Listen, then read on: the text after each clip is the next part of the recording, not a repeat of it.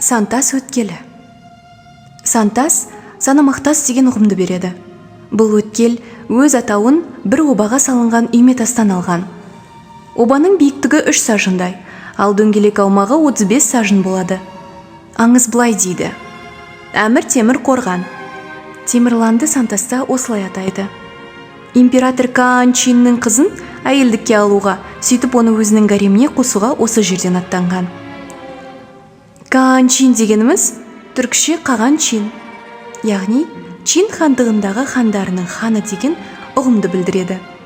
Бұл Қытай императорының түркі халықтары тараптарынан мәртебелі түрде аталуы. Оны қазақтар императордың өз атына айналдырып жіберген. Ақсақ Темір жорыққа аттанар алдында жауынгерлерінің әрқайсысына бір орынға бір тастан апарып қоюға әмір етті. Қайта оралған бетте сарбаздарына өздері үйіп кеткен тастарды қайтадан бірлеп алып, басқа орынға тасымалдап жиюға бұйырды. Содан алынбай орнында қалған тастардың санына қарап, әскерінің қандай шығын тартқанын есептеп білген. Бұрынғы оба орны қазір де сол қалпы жатыр. Сол себептен де бұл өткел Сантас деп аталып кеткен.